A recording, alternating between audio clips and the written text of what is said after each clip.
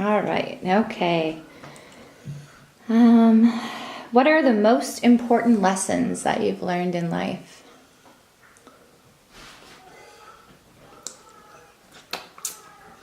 Well, honesty. Your honesty is tested daily. And the year that we had the biggest struggle for paying things off is I got a load of gravel in my driveway from Catlin and Gauze, and I told them I'd pay them Friday when I got my check.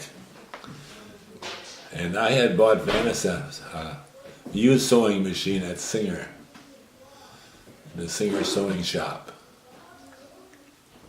And when I went that Friday with my check, and it was $40-some, and I paid off. I cashed my check and I stopped at Catlin and Gauze to pay him for the gravel. And when I gave him the 20, he gave me back, and the gravel was like $17 or something. And when he gave me the change back, he gave me the 20 back with the change.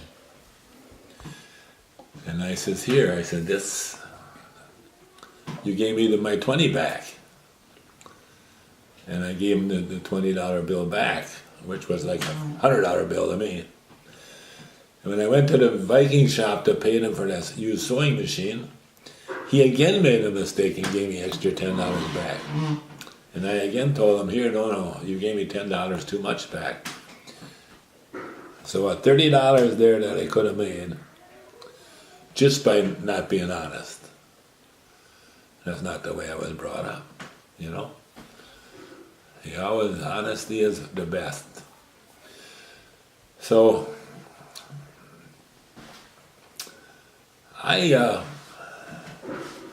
Vanessa and I went fishing one day, and we went on the river, and we never had to use an anchor. We went on the Wolf River, up by New London or Stevensville, and we were in the boat, and we were going down the river, up the river. I had no motor, so I could go up the river. You can always coast down and get to shore with the horse. And then when I got where I wanted to fish, I told Vanessa to throw the anchor in, and she said something to me, and I couldn't hear. The motor was whining, and I was sitting in the back of the boat running it. And she said something again, and I said, just throw in the anchor, kind of loud. So she threw it in, and then naturally, all of a sudden we were drifting down the river. I said, well, how come the anchor isn't holding? She said, well, it wasn't tied onto the rope. I said, why didn't you tell me? She says, I tried to twice, and you said, shut up and throw it in, so I threw it in. That was my new anchor. I paid $4.00 for that anchor. Oh, yeah. Religion is the next thing. I was always very religious. And since I was born and raised in a bar, right next to the Catholic school and right in the vicinity of the church, I got this to be an altar boy at a lot of the Holy Saturday and Good Friday when or things when other kids, it would be hard for them that all lived on farms around us couldn't be there, so I'd get to be the server. And I could always talk to God. From young on, I could talk to God. In fact, I had a car accident when I was my 20th birthday. I smashed up my car. I was going 85 miles an hour and dropped Vanessa off, and I was going home. And I hit an icy patch on the road, some snow on the road, and I went sideways, and I thought, oh, this is bad. And I looked, and as I'm going sideways on the highway, the speedometer said 85, and I'm going sideways, and there's a big power pole I see coming at me in a tree. And I thought, this is it. And I said to the Lord, save me from this, and I will be your servant. And I flew through the air so far that no one even could believe it. And when I told him from the hospital, I said I flew end over end through the air, hit a tree, broke my chin. I remember going backwards over a barbed wire fence, and but I was alive, and my leg was really bad from flying on the car sideways. And I hopped up on one leg all the way up to the highway, then down the highway to where my car ended up just off the road. And they say lay down for shock. I looked in the mirror and my nose was both broken and my teeth were all knocked loose and my face was all blood. But I was living, and a truck stopped and I said, call an ambulance. And I was alive. And then I told, Vanis came up to see, my dad went and looked where I was in the accident. My watch was gone, my glasses were gone. And Vanis came up to, and he went and looked, and he said, that's all tracks around here, you can't. I couldn't find nothing. So when Vanis came up to see me, then I told her what happened. I said, and I flew through the air, end over end, I said, and I hit a barbed wire fence, and there was a creek there. I landed in that creek. There was no snow or nothing, but I could tell I was in a creek. And I had to hop over the fence and get back. And I told her I hit that tree just before I went in threw that backwards over that barbed wire fence. So Vanis went there then, and she found my glasses and my watch. Glasses weren't broke. The watch was still running. What are the odds of that? Exactly where I told her, and that was about over 100 feet from where the car was, further down the road, because I had to walk back to the car. So the Lord saved me, and I still go to church on Sunday. Thank you. That was before you had all of us, so we're all very thankful too. Yeah, well, that's. Without you, there wouldn't be us. I always remember that promise I made the Lord when I was going through the air. You save me from death, and I'll be your servant. So I go to church on Sunday.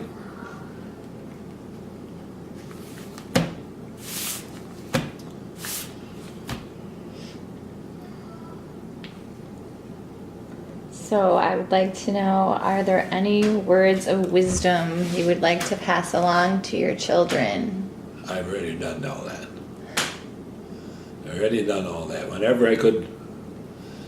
Whenever I could steer them, I tried to steer them. You know. So there's love with all your heart, give with all your soul. You only got this life to live. So you do what you have to do. Did I always do everything right? No, I probably drank more in my life. My dad told me when I was 17, I bought a pack of Winston cigarettes. And I smoked 3. And I came up from work, I was working on building concrete walls, and I came in the bar and I said, get me a beer, Pa. And I put some money in the bar and I said, got out a cigarette, lit it up. He said, when did you start smoking? I said, last night at the picnic I bought a pack of cigarettes. Take my advice, he said. Throw that one away and give me the pack. I put that one in the ashtray and put it out. Got the pack out of my shirt pocket like a real proud 17-year-old. Handed him the pack. I said, they aren't that good anyway, Pa. He threw them in the wastebasket, and that was the end of my smoking career. So I know I'm eating, I'm still alive. Got COPD from inhaling other people's smoke, from being a supervisor in a weld shop for a lot of years. And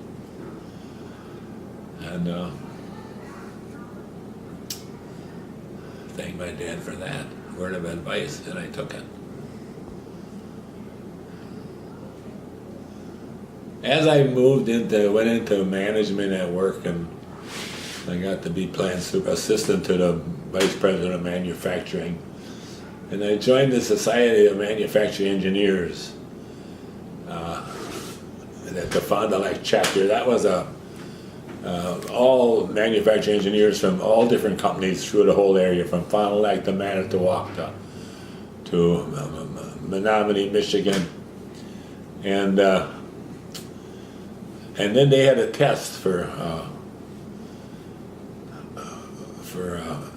to get certified mechanical engineer, to get certified. And I took the test. Now, I was a high school graduate, but I took the test for this manufacturing engineer, and I'd been in manufacturing for quite a few years. And it was a 6-hour test, and I passed it. It was no problem, really. But I did study some things before that, for the test. But I got my certificate as a certified manufacturing engineer, and I was proud of that. I mean, I'm more proud of that than all my home runs and so on. It was an achievement in life, So I ended up, a few years later, I was chairman of that chapter, of the Fond du Lac Chapter of the Society of Manufacturing Engineers.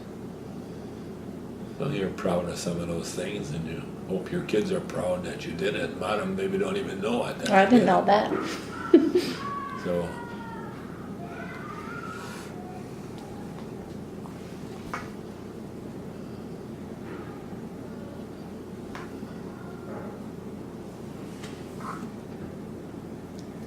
how many hour test is this? It's a long test, Dad.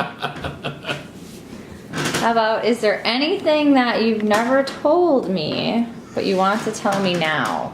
No, I would have told you already. I don't really, a lot of advice I get are just subtle things, you do this or you should do that. And, you're old enough now, you've been through a lot already, so.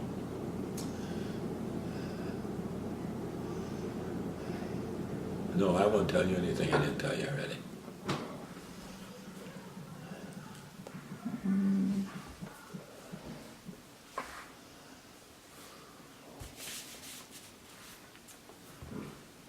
What advice do you have for young couples?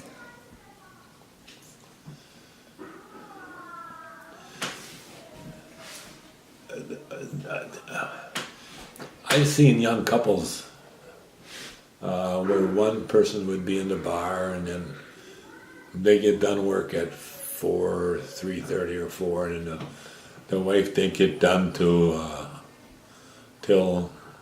half an hour later, and then they would meet at the bar after work and almost act like strangers, instead of saying, oh, now what should we do, or let's do something. And you can just see that the animosity, and I would just like to tell them, why couldn't you just hug each other when you walk in that bar? Why would you have to sit down and have a drink and not even say, they're husband and wife? Mm. Never let the stress or the problem go on. The other night, a man came over and he wanted some branches grafted on his tree. And Vanis made it out with him last fall that, she would get some pear branches. So she told me he wanted some branches grafted on his pear tree. So I said, okay, son. So the other night I'm sitting in my recliner in my pajamas bottom, just like my pajama bottoms on, like shorts. Sleeping actually, and the doorbell rings, and here's that neighbor comes in. It comes at the door, and Vanna says, oh, John, come on in. Rod, maybe you want to get dressed. I said, first of all, I didn't even know him. And he comes in and says, and he starts talking. I said, well, I'll come over and put her back. And I found out he's got 8 apple trees and 2 pear trees.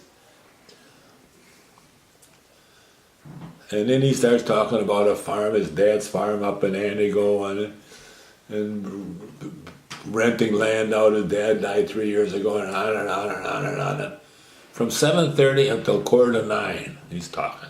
Here? Here. And finally I said, John, I think our conversation's over. It's 8:45.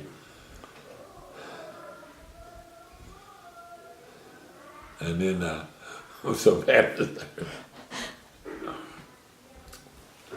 Oh yeah, I gotta get going, he said. So then Pat that's about the door. And she said, boy, are you rude. I said, I'm rude? He comes in my house, I have my pajamas on. I'm up at 4 in the morning always. I'm asleep, he comes in the door, and then he sits here and talks for an hour and a half. And I'm rude?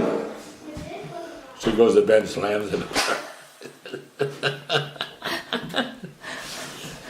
No, things don't always go perfect,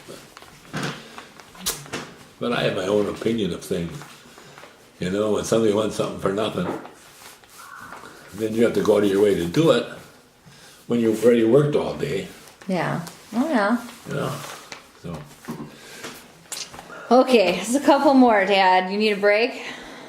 we don't need more questions. How long is this Just freaking thing? 3 more. Work? I gotta add those. How about, something for nothing? No, it's for the orchard. No, I mean me. All right, I'll give you 3 more. How would you like to be remembered?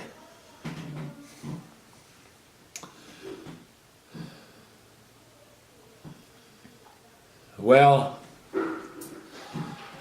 you like your kids to remember you as how other people remember you is immaterial. It's how do your kids remember you?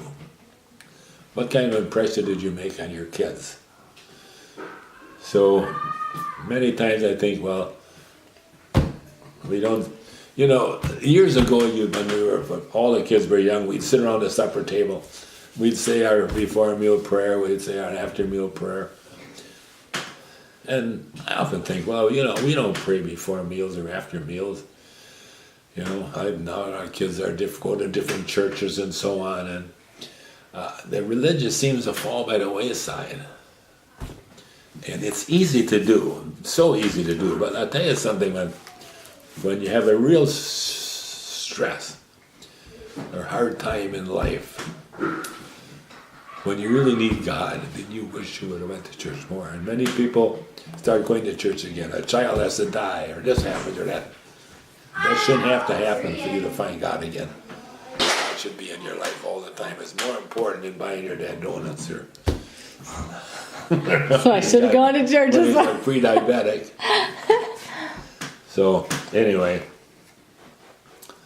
I think religion is very important in everybody's life. I mean, people just don't believe it anymore. I mean, it's just something that, you know, all our kids went to church when we were home because I went to church and we took them to church. And then they would carry on for a while, and then all of a sudden it just drifts away, you know. So am I remembered as the dad who didn't preach that enough that the kids lose religion, you know, in their lives? I would feel bad about that, you know. If I could just turn something around a little bit. It's hard.